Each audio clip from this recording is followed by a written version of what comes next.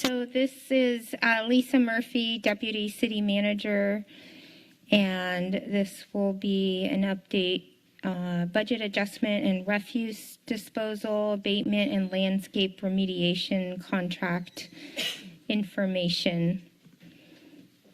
Thank you. Good afternoon, Mayor, council members.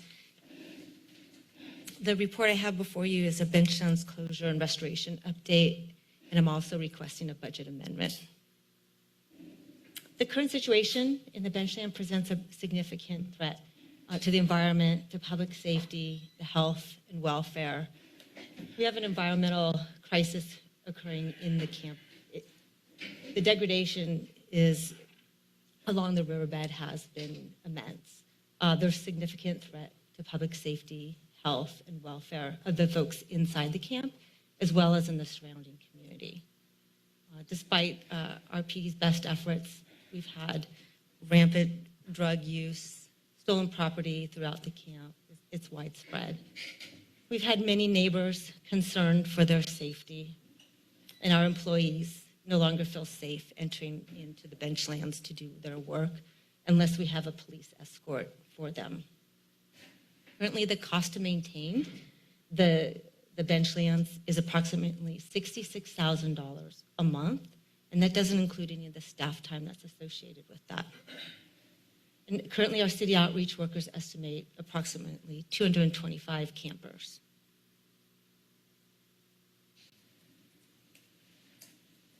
Benchlands, the closure process, key to the closure, it's contingent upon the Salvation Army opening up the shelter at the Armory to create those bed spaces for those campers. Originally, the closure was targeted in July. However, the delay has been caused by the opening of the Armory. This is the additional? The inside. Additional spaces.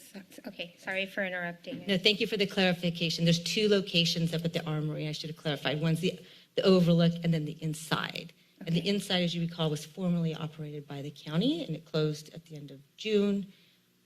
And now the city has entered into a contract. You approved the contract in June of this year. And as Larry stated, we're still waiting for them to execute the contract, but they are staffing up, and that's what we expect to open in September. Again, the closure cannot begin until we have the Armory open. And as you have probably seen, and the members of the public have seen, we have begun some of the process of the closure. We began with fencing of the upper portion of the park that began last week, and it's expected actually to be concluded today or possibly tomorrow. The upper portion of the park will stay closed for the duration of the project. When the Armory is open, there will be limited fencing will be installed in the lower Benchlands, creating segments based on population.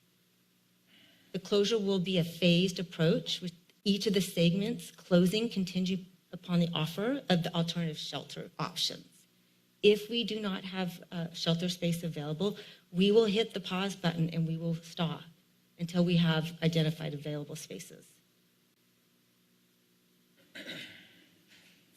Ongoing within the closure process, the city and the county, as you heard earlier, will still continue to work together to provide the services and create rehousing plans for individuals in the Benchlands. During the closure process, we will provide transportation services to the shelters and will provide assistance to those that may need the additional assistance. If somebody needs ADA services, we will work to provide that for them. We will also provide storage facilities in the Benchlands for those that might have left behind property, and we'll create a process for the folks to retrieve that. And while this process is going on, we will continue to maintain the existing services that are occurring in the park now. That includes trash pickup, the showers, the toilets, running water, the wash station, electricity. Those all will still continue. What I'm looking for today is a budget amendment in the amount of $1 million. The funding is from the California 14. The details of where that funding will be spent is contained on the screen above you there. I have it broken into two columns. We have one-time funding, and then we have the ongoing identified funding. And you can see for the one-time funding includes fencing of the parks, transportation, the cleanup and abatement, which we're specifically looking for a contract approval today. There is funds set aside for the restoration project to begin, but that will not be enough, and I expect that we'll be back later to request additional funding for a restoration project in partnership with the Parks and Rec Department. The second column is the ongoing costs, including trash, the porta potties, electrical, the water, all of this, which totals $952,000. I've asked for $1 million simply because we don't know what some of the unknowns might occur during this process, and we want to allow ourselves some room there. With this closure, the shift will be visible. Homelessness, the effect will be across the community. While the city will continue its efforts to prevent establishment of large encampments, we need more shelter. More shelter is needed. And given the staffing levels and the resources, our efforts for enforcement will be stretched thin. And staff is working, we are working to stand up additional temporary shelter locations in the city. That concludes my presentation. And again, the action I'm looking for today is the transfer of the $1 million and the authority for the city manager to execute a contract with the refuse company as identified in the staff report. And that concludes my presentation. Thank you so much for that update. At this time, I will bring it to council members for any further clarifying questions before going out to public comment. Councilmember Myers. I just have a couple of quick questions. Thank you for the update. So one question I had, Lisa, you mentioned, this will become visible as people move out of the encampment. So kind of a two-part question, maybe Larry, for both of you. Is there a way, so I'm getting a lot of communications, mostly from neighborhoods that are adjacent to the wildlands areas, to the open space areas, where, as we know, a lot of folks do end up going up into those areas to reset up camps. Is there any way to prioritize certain areas that may be more vulnerable to, for example, wildfire or other things? And is that part of your assessment as you go in to assess an area that maybe has been identified as, having campers come in and start to reestablish areas? Just trying to get a sense for the public versus maybe someone who's on the river levee again, but, essentially is there, not really a major neighborhood issue except for access, et cetera, visual. Just wondering, how do you guys look at those kinds of things? Thank you for the question.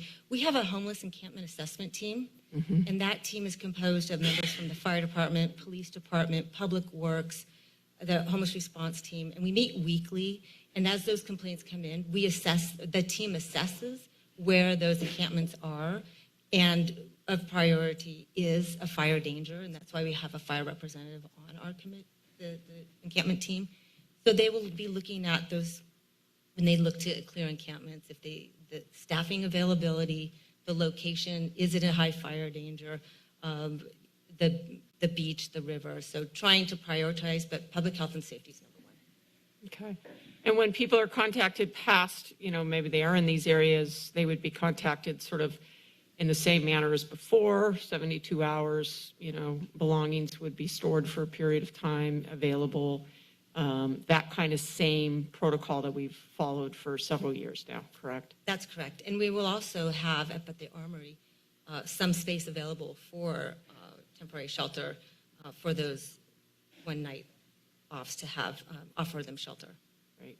And then in the homeless management information system, and congratulations, by the way, to actually have staff here at the city able to actually access and manage and do that data collection, because I know in the county reports that led up to the county's 3-year plan. You know, this information system is a critical piece of the puzzle that was really not functional for many years. So now we have a sense of where folks are, what issues they're facing, their needs, their current locations, and the way they're potentially moving, you know, around other shelters, et cetera. So that's amazing news that that's up and running.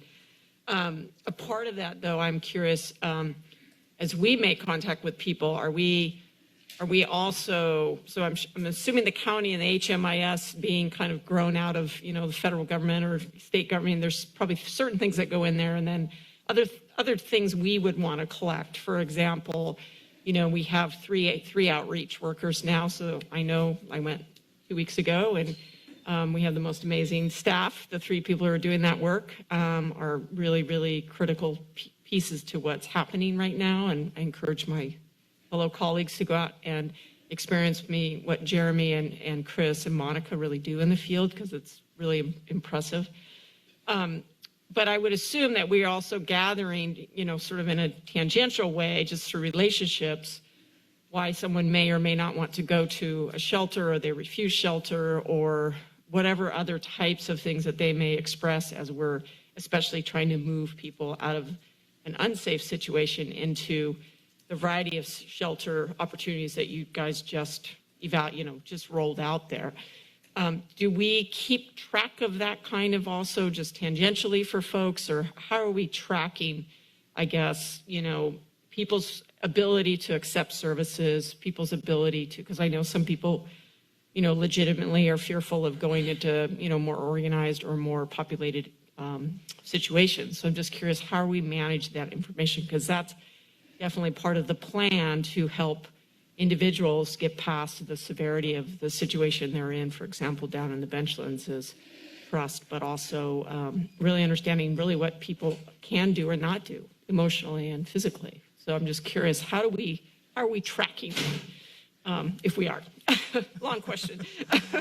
Yeah, but I think the short answer is all of your context is correct. So first of all, I just want to echo that the work that our outreach team does is phenomenal on a daily basis, and we're really fortunate to have them out there doing that work. In terms of the data collection, you're also right that, you know, a system like HMIS that's developed for a specific purpose has limits and rules and policies in terms of what gets entered, and wasn't developed specifically for the kind of work that the city is doing. So there is some additional data collection that's underway, and I think that too, getting back to this theme of developing our internal capacity, some of that even more recently has shifted from a lot of relationship-based sort of handwritten notes, knowing people that our outreach team does down there, and making those connections to other community partners who are providing the services, where their role has really been playing that facilitator connector role, and then getting them with programs then that are probably, or at least, you know, in that network that's already at HMIS. But they are collecting case notes. I think that certainly started definitely for the folks that are now that we are running programs like 1220 River.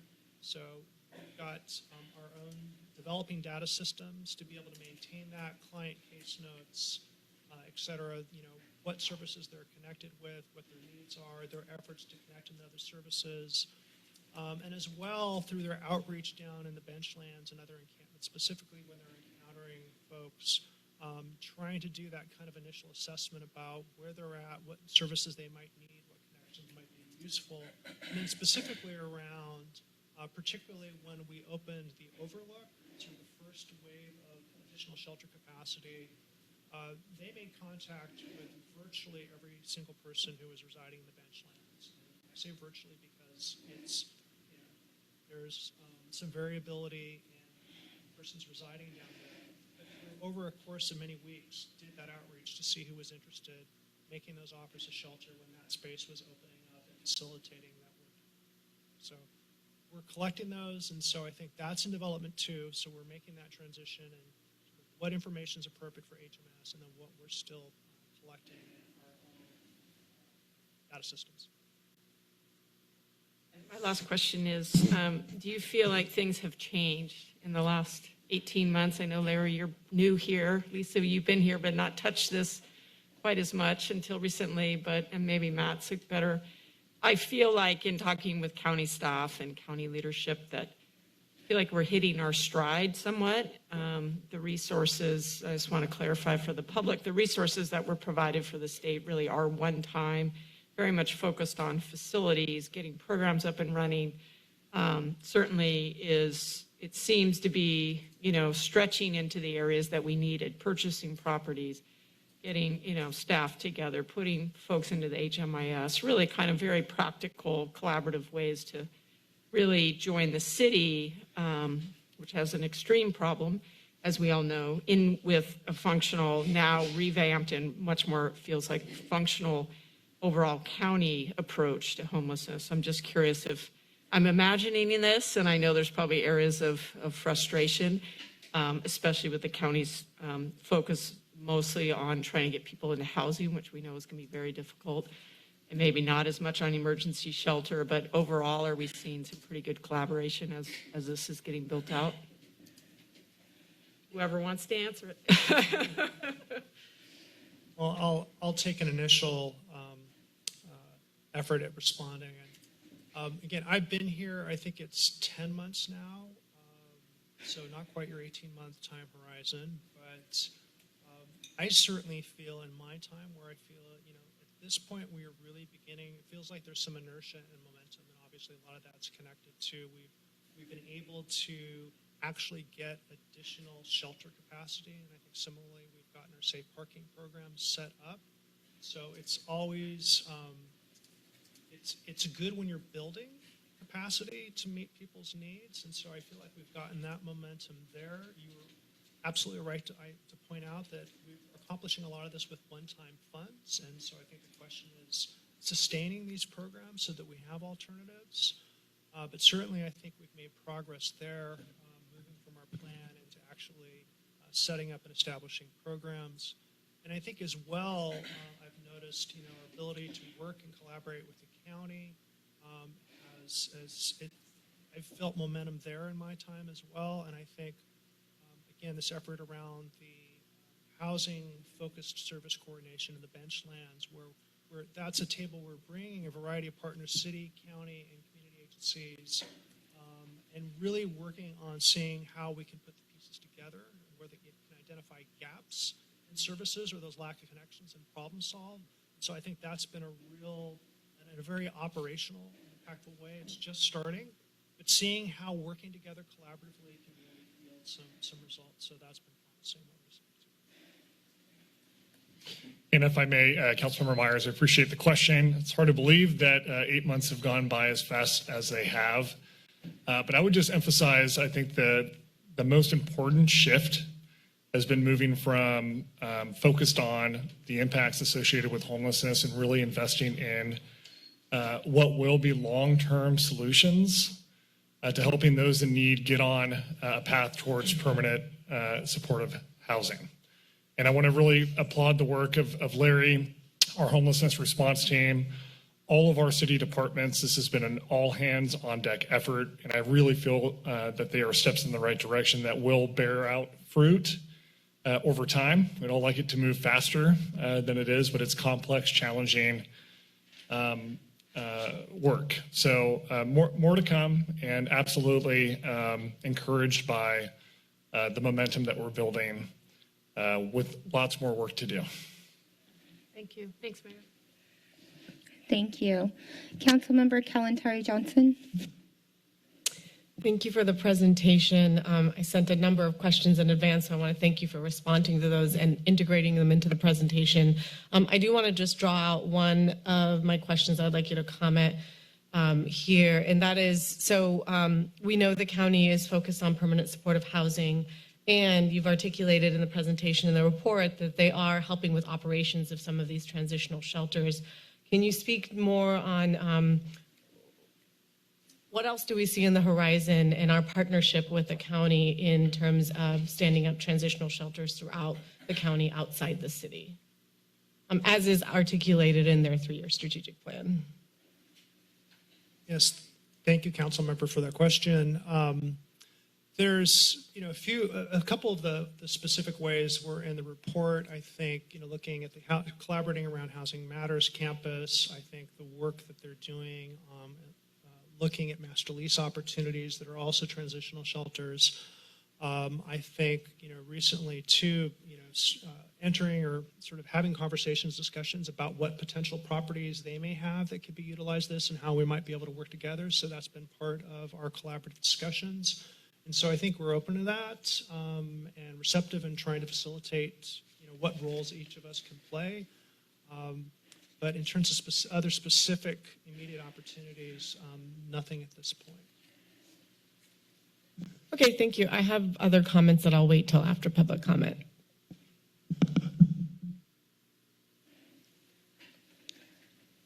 Councilmember Brown and then Vice Mayor Watkins. I think I was after, but I'll go for it. Okay, thanks. Thank you, Mayor. Thank you, Larry and Lisa, for the update. I'm going to try to just, and I really appreciate all the work that's going into this, and I know that it's a lot, and I know that it's a protracted challenge that we're experiencing, and immediate results aren't necessarily something that is even possible, no matter how much goodwill and effort and real commitment is going into it. So I don't want anything I'm saying right now to suggest I'm not cognizant of that and appreciative of that. So I wanted to, most of my questions are really particular to the Benchlands, the costs on the budget adjustment, but also just the plan in general.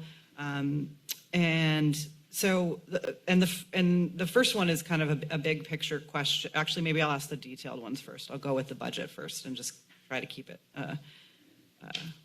straightforward. So we do have in the agenda report a table that lists what these costs, kind of allocations to the best of your ability for what the additional costs might be. And I don't want to pick apart that table, but I am interested in just getting a better understanding of what some of these costs are, where, wow, this is a lot of money, $280,000 for a cleanup, which is, wasn't able to look up the costs on the Highway 19 encampment cleanup, but I got a little sticker shock when I looked at it. And I recognize that these things are costly, and the longer that we have, something in place and it becomes entrenched without a lot of services, I get it that there's additional cost, but that's a very high number. Just wondering if we could get a little bit of a sense of what,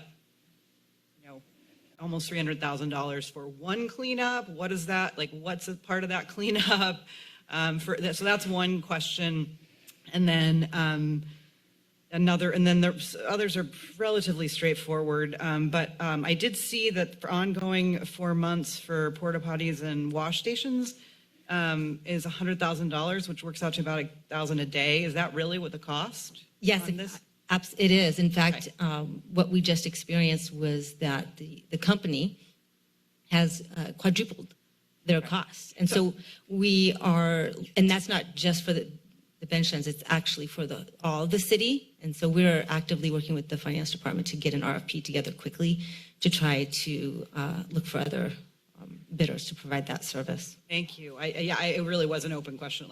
Yeah. Wow. Okay, so it's good to know, I think for general city operations, that's a challenge that we're, an increase in cost. And then just the cleanup and abatement item. Certainly. So the cleanup, it's a very, very extensive cleanup, and it will occur afterwards. Well, actually, as segments. But you can imagine, if you've been down there, how huge and large that the work is. In just one day alone, when we had to clean up the Water Street, it took all day. We had approximately 20 some odd staff members down there to do the cleanup, and law enforcement present for assistance, and the trucks, the loaders, and the actual dumping fees at our landfill. It's an incredible process.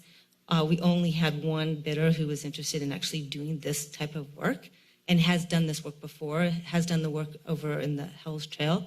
So they've had experience in this. So the costs are based on their experiences. It's huge.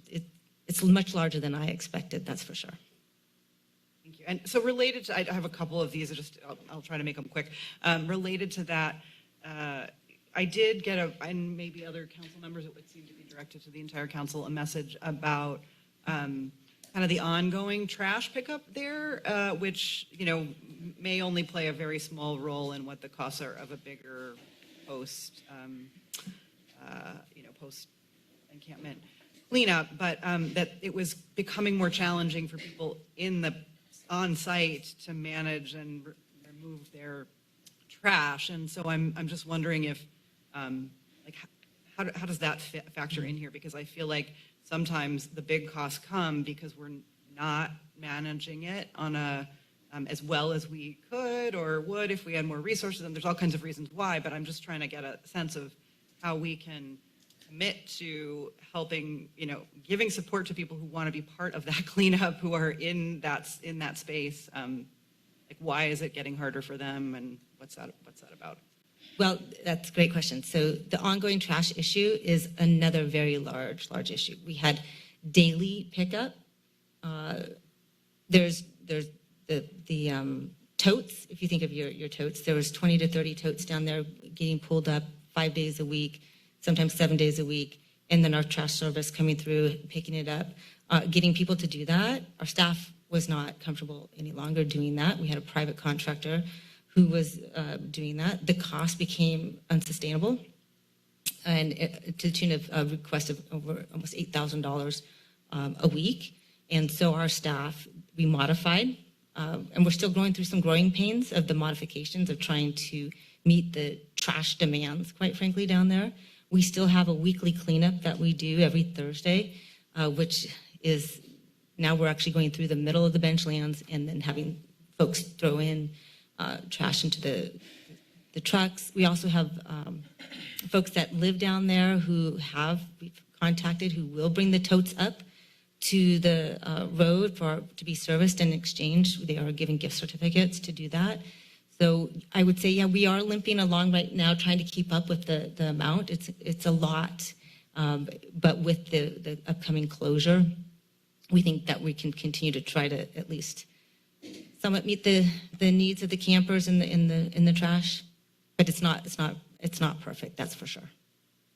Thanks. And then one other question related to the budget adjustment. As I read it, the funds would come through the California 14 million allocation, and the Hygiene Bay will then, the money that was going to go for the Hygiene Bay will then come out of the ARPA funds.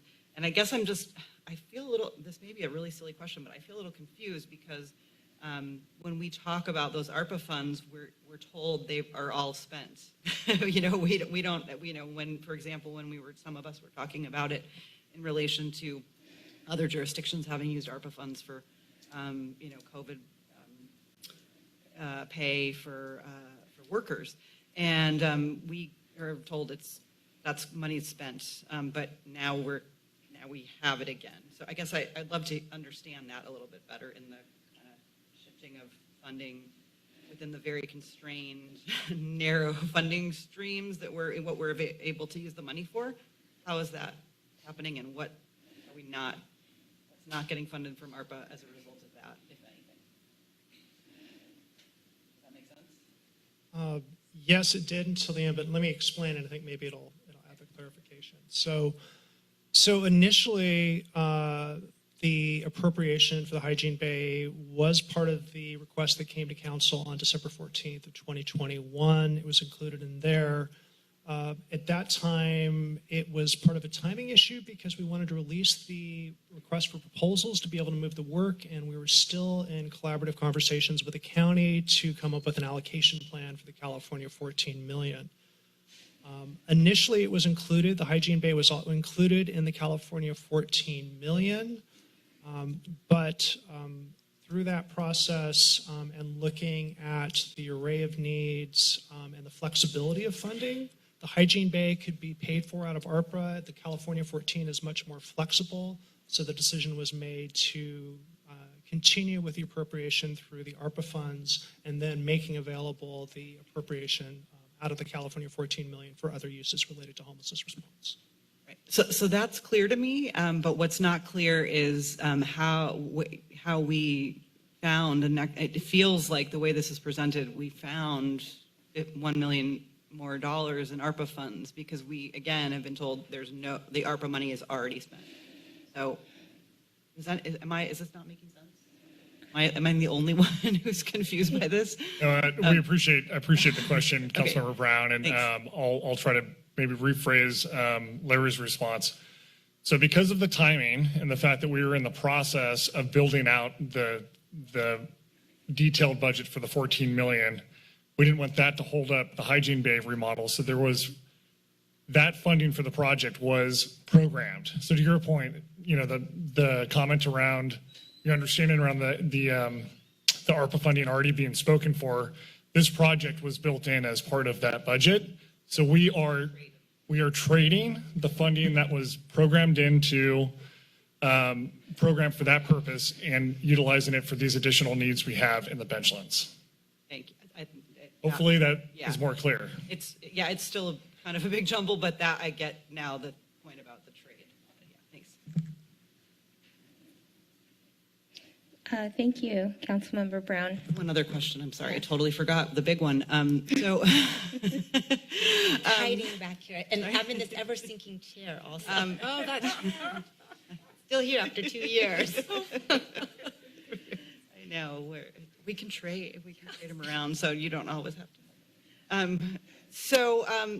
This is a question that I'm going to ask. Somebody at the dais usually or in the public asks it every time, but I feel the need since you mentioned that in terms of the phased approach that's being taken, where we are not able to offer alternative shelter, and I know that's a muddy area in terms of whether or not people are willing to take it and whether or not they're able to take it and all of that. But that aside, we're likely to have, given our capacity, which is great that we've been able to build this out and in some ways or taking on something that we've said for a long time is a county's responsibility, and I appreciate the collaboration, and I'm glad that the city's taking a more proactive role, but at the same time, I feel like we're kind of, we're grasping at straws a little bit here, because even with all of this cost, we have a significantly higher number of people who will need shelter in order to move if the plan as you've described it plays out in that way. So I guess I'm just asking again, where are people going to go? Just to kind of keep it simple. And I know it's not an easy answer, and I'm not expecting you to be able to answer that, but I just feel like it's something that we have to keep acknowledging and talking about as we move forward. I think you framed that very well. We have to acknowledge that there's not enough shelter in this community. And standing up the shelters that we have made a difference, and they will help with the closure of the Benchlands. We will try to augment with vouchers where we can. We're asking to see if there's other spaces and other shelters in other communities as well. But there probably won't be enough, and we'll have to pause our closure until something else comes online.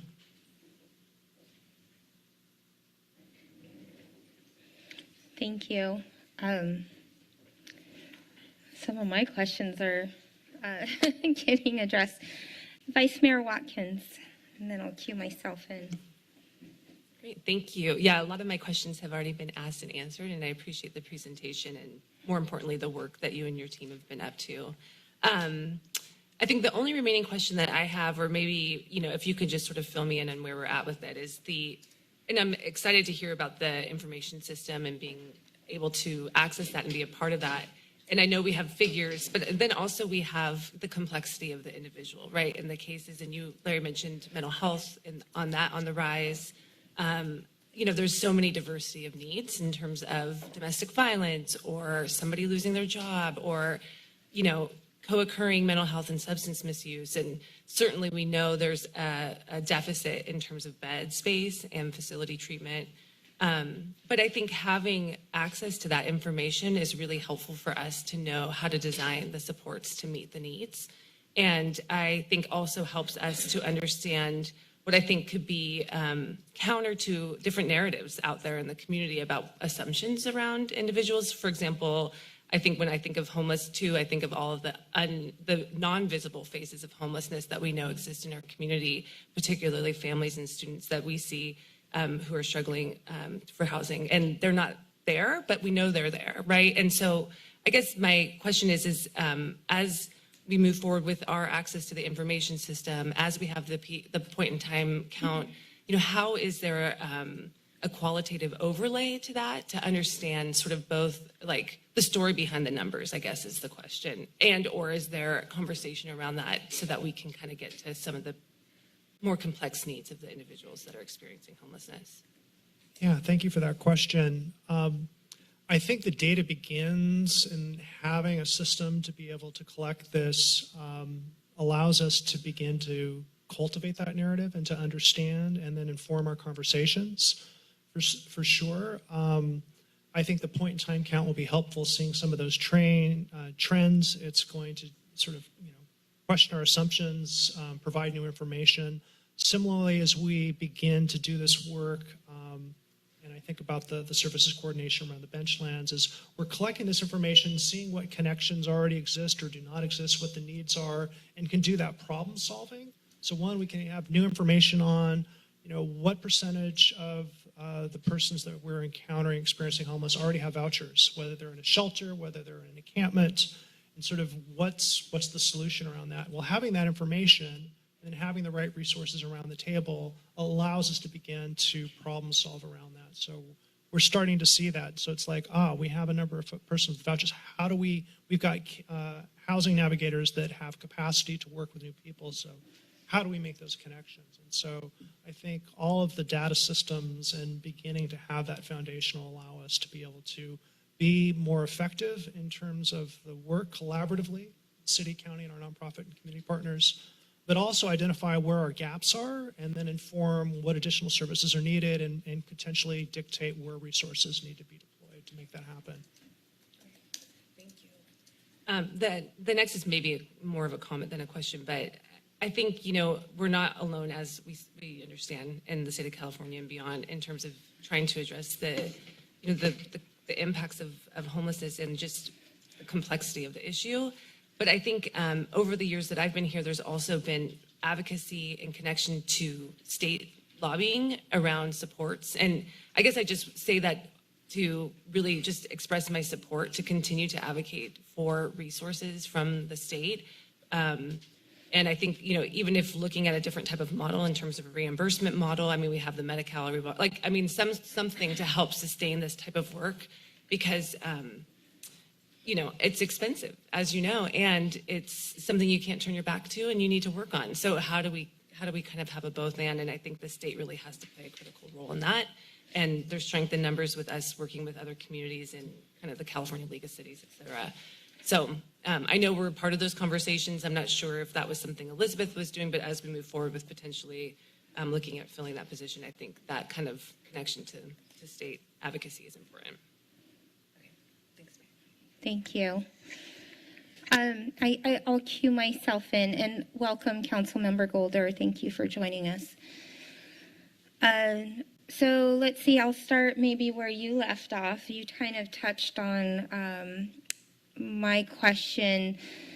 I think, so Homelessness Response Action Plan, and I think one thing that I'm kind of realizing is this is not a cure homelessness in our city plan.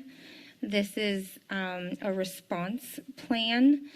And I think that, we have a lot of community members that are joining and hopefully watching today that have written us. I know that my inbox was full of a ton of questions and kind of a perception that what are we doing to solve this this entire issue of homelessness and people being unhoused. And so I think what might be helpful at these quarterly updates for the next one is really identifying, I always visualize things in columns, and having columns,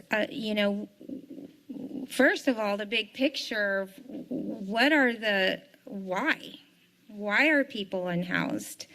And it's a myriad of reasons, right? And listing out those reasons: cost of living, housing, lost job, domestic violence, as that was brought up, substance use, behavioral health, mental health, systems of care failing.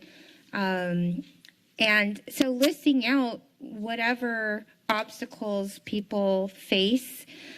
We even had city employees this morning speaking to living paycheck to paycheck and on the verge of feeling like they're losing their housing. So taking that big picture approach and then kind of narrowing down to the city's role and capacity in this in terms of land use, housing, all of the ways that we can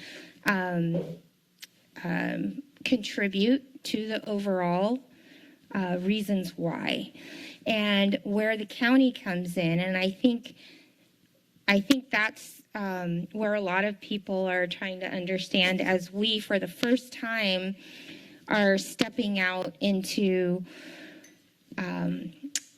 efforts around this and not waiting for county health and human services department, not waiting for the state, not waiting for the federal government to build housing and facilities and funding the operations of those facilities. It's now become the responsibility of local jurisdictions, and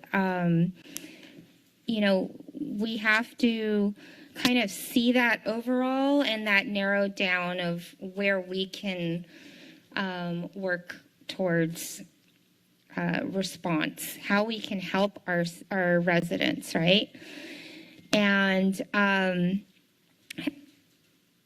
showing, I think in this response plan and updates, a couple of things have come up from members of the public showing funding anytime where that's coming from.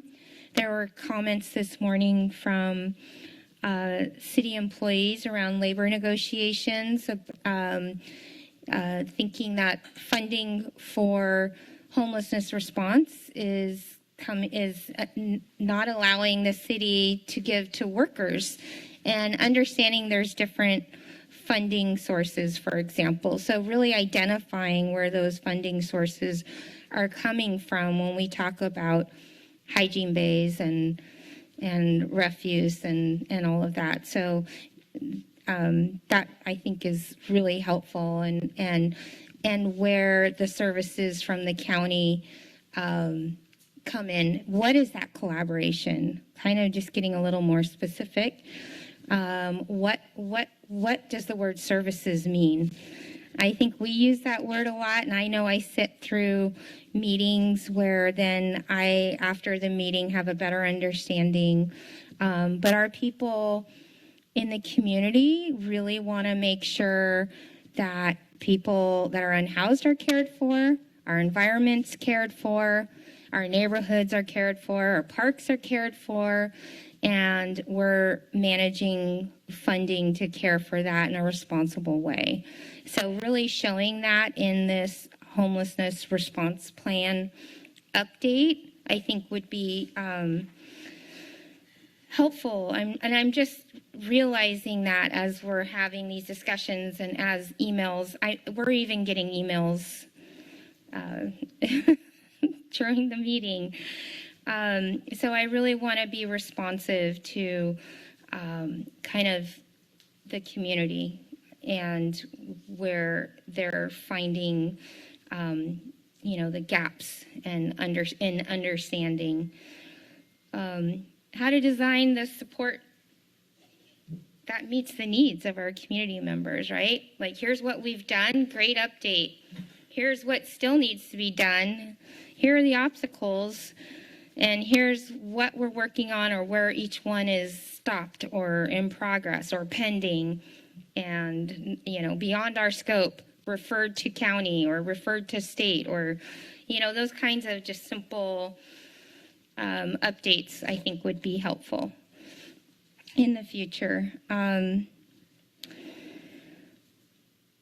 Permanent supportive housing is a big one that I'd love to, I think there was a question brought up, and I know there was an email, I believe, or somebody contacted. What happens when people refuse the offer for shelter opportunity? And, you know, while we say we need more shelter, that's really the temporary, in the minute solution to, you know, and especially as we're talking about going into winter, going into Benchlands flooding. So ultimately, the goal is not more shelter. Ultimately, the goal is more housing. And with housing, we need all those levels of housing, right? And that permanent supportive housing. So it might be great to have just a glimpse of, we have 65 units or 64 units of permanent supportive housing coming at this location, and Housing Matters has 120 coming at this, like just kind of laying out the picture, and you know, what we're based on outreach contacts and work with the HMIS system and the data, we're estimating we need about this much more. How can council then create policies that support and reach out and work with community partners that support, you know, specific types of housing? I think that data would be very helpful. And supporting our outreach team. There was a question about, and it ties in with, where do people go if they refuse service? So, you know, our outreach team has done a phenomenal job out there. Like Councilmember Myers, I've been through the Benchlands many times, and the work that they give has been just all in committed. And when they play that facilitator role and really try to get folks connected to whatever their needs are, and they're not accepting the offer or the help, that's where I find we have this gray area of how do we see what that is? What are those updates, and where are those folks going? And then we get into the issue of, if they're not accepting a bed or shelter or options, and they're in the POGANIP, and maybe it's a restricted fire area, now police are there because they're refusing. So then we get into the issue of, you know, police being involved with unhoused folks. And so just trying to understand what challenges and how many people do you have data on people refusing services? And at our last council meeting, there was a comment about Salvation Army staff not being nice to folks and not wanting to go there because of that. I don't know if that's true, but those types of things that come up from the public or from unhoused folks that we speak to, it would be nice to understand What's happening to those people. Yes. Right, and that's a great question, because I think at the end of the day, none of us want a police interaction. Like, we'd all like to prevent that from happening. And where will people go if they refuse shelter? I don't have an answer for you. It depends on what happens in that moment, right? And will they go to another place and camp out?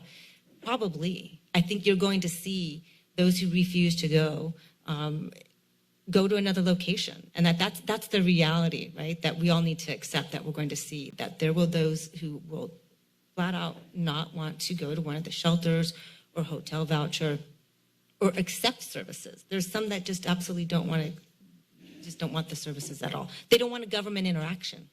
That's another piece to it, right? So I don't have that answer, but how many people refuse services? I don't know if we're collecting that type of data. Okay. But you will see, I think, when we all do not want a police interaction, but what happens in that moment and where people go, it's individual based. It really is. And can you speak to some of the county programs I know have been mentioned through different funding sources they have, like this new Healing the Streets program, and how that, my understanding, is a mobile team that will be out and about? Is that another resource that can be tapped into? And Yes, Healing the Streets is one. They're part of the group that meets with us weekly around the services coordination. Their focus is behavioral health supports. They work both countywide, but I mean specifically the City of Santa Cruz and the City of Watsonville. So they've got their team connected, and so that's part of the work that's happening in terms of when we identify persons who have behavioral health needs. Through the work down there, to be able to connect them to Healing the Streets, a case manager or behavioral health worker. So they're involved there. We brought in DV. So there's a variety of services that are at that table. That particular program, Healing the Streets, as well. I mean, there is a open referral mechanism. It's not necessarily focused to people living in encampments. So there's an ability to do that, but. Yeah, certainly trying to find the right services, and that's part of the conversation. We already have some of those service providers around the table, but as we hear other needs and other needs are identified, it becomes an opportunity to see what other resources in the community need to be brought to the conversation to support people. great. Can I just add to that? I wanted to bring it up as part of my comments, but it's relevant to your question and your comments. There are other grants that the county has gotten that are just getting started. The Cafes program, which is a partnership with probation, public defender, DA, and the courts. They're going to have folks who are roaming and doing outreach for individuals who have mental health, substance use challenges and are unhoused. So we just got word from BSCC that we awarded $6 million. That's going to be in our community. I know that Health Services Agency and their behavioral health department has brought in over $10 million. A lot of different programs. A part of it is crisis response with people who are having mental health challenges. And then, as Vice Mayor Watkins just noted, there's a lot happening at the state level, and one of them is CalAIM and the shift in how folks will get served and have health benefits through the CalAIM program. All of this is going to roll out in the next 6 months, and it's a real opportunity for us to leverage what's coming down the pipes from the state and with the county so that we can augment. I mean, to Councilmember Brown's point, Health and Human Services isn't within the purview of the county, and we can no longer do this. It's your responsibility. It's your responsibility. We have to all pitch in, invest, and partner so that we can leverage the resources that we have. So I was going to save that for my comments, but it's relevant to the question that you brought up. So. Thank you.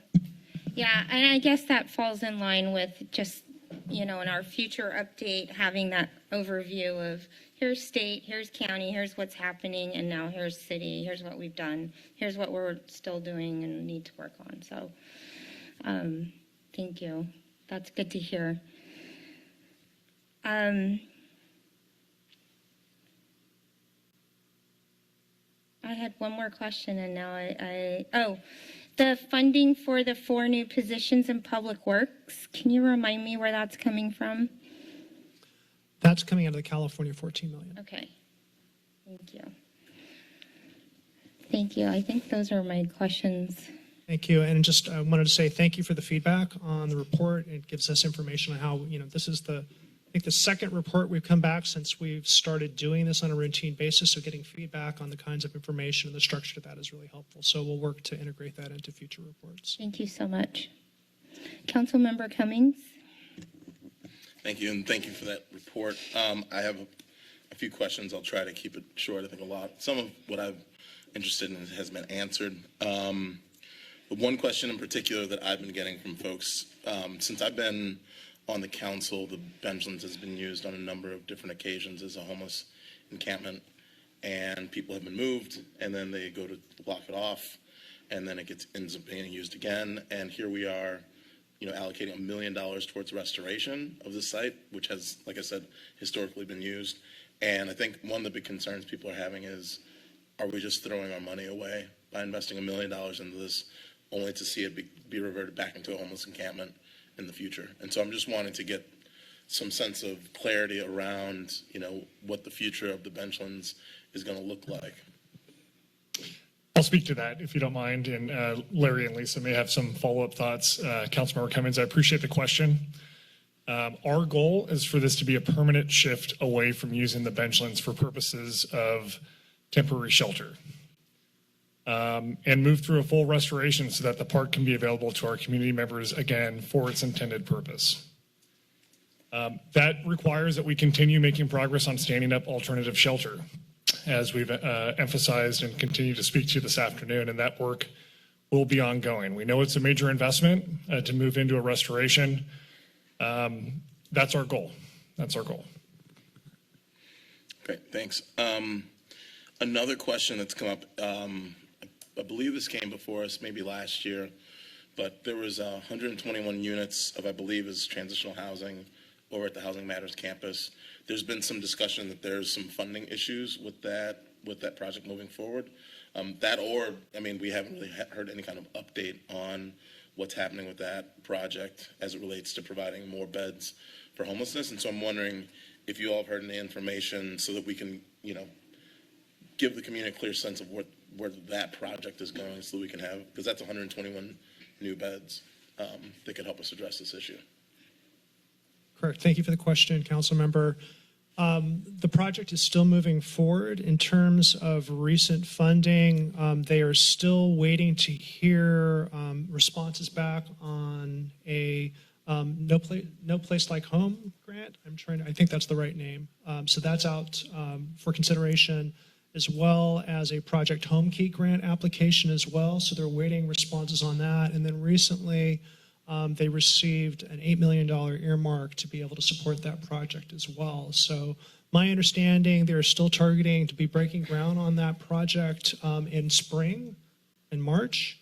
And that's the latest update I have. But we can continue to bring updates on that at future council meetings. Yeah, that'd be great, since it really goes hand in hand with kind of our ability to get more beds online. And I think people are just interested in hearing about these different projects, what's happening, because once we stop hearing, then all the hearsay starts coming up around it's not moving forward, they lost all their money, the city could have put funds in that they didn't, so I think for us to just kind of have a sense of where those kinds of projects are moving and getting updates will be helpful for us to communicate that to the public.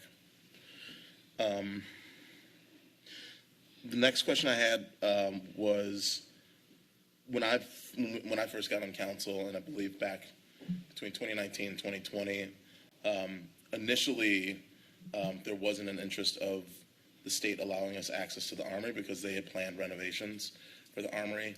Now it seems like we're moving into that, a longer term use of that facility. I'm just kind of wondering, what's the timeline on us being able to use that, or is the U.S. Army, are they going to plan on doing the renovations and eventually kind of taking that facility back over?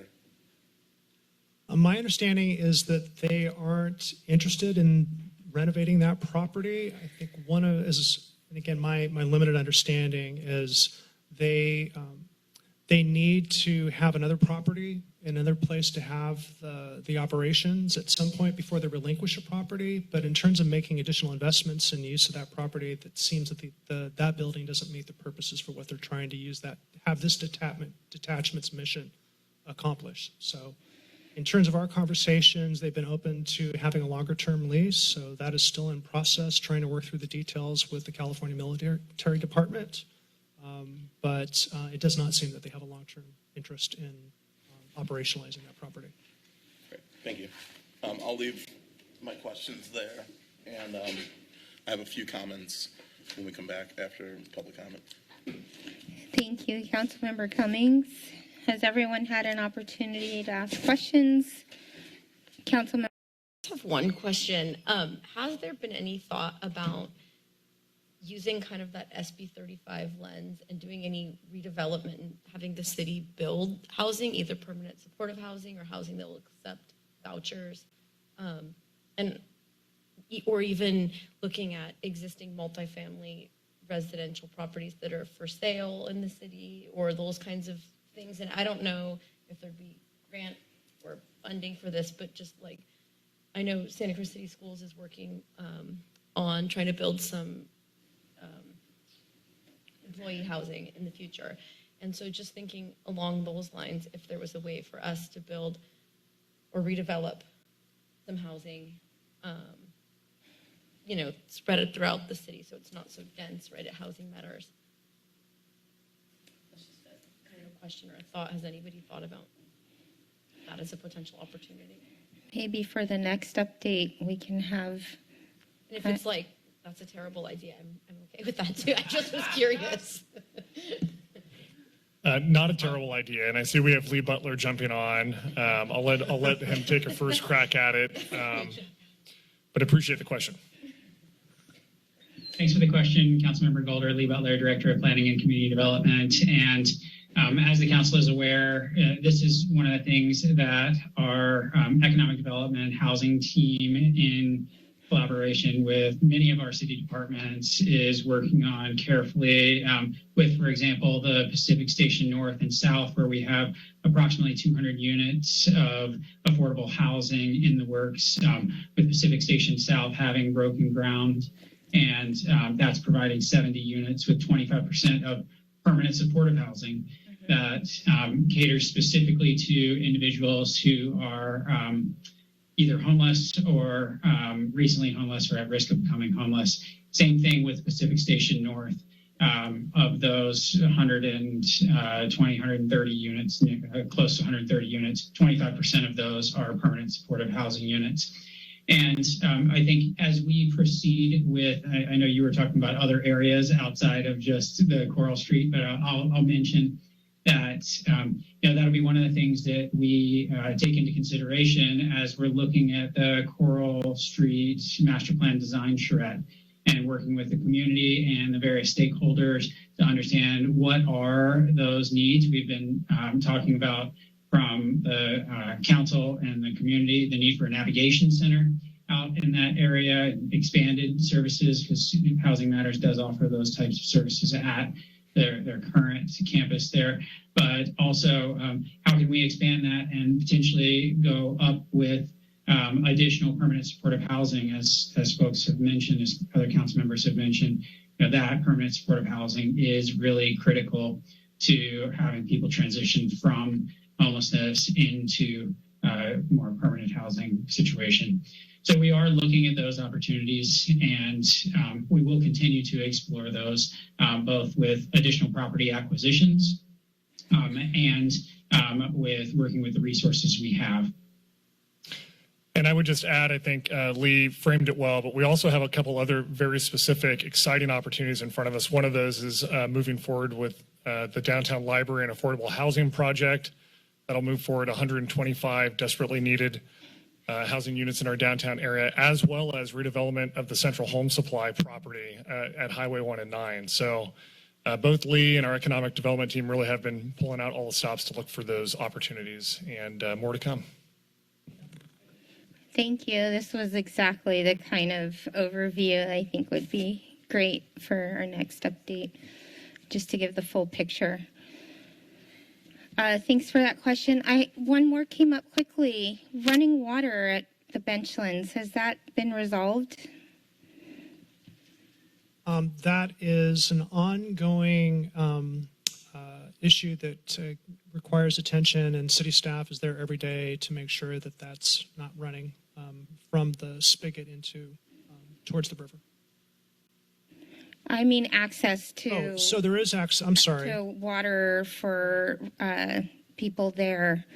the sinks, the pump sinks to wash your hands, and so I guess that's not running water, but I'm not sure what you call those. The wash Those station. are hand The washing stations, yes. We were down there, yeah. I was there last week, and they were all dry. They were all, right, so they get serviced every day. But what we found out is that the campers will open up the underneath and take the water jugs, the water containers, or others will just use it and bathe in it rather than go use the shower. So they're using it up, but we are servicing them. They are getting filled, but Okay. they're empty before very early. Okay. Yeah, that's 7 days a week service. Okay, thank you. I'm going to, at this time, take it out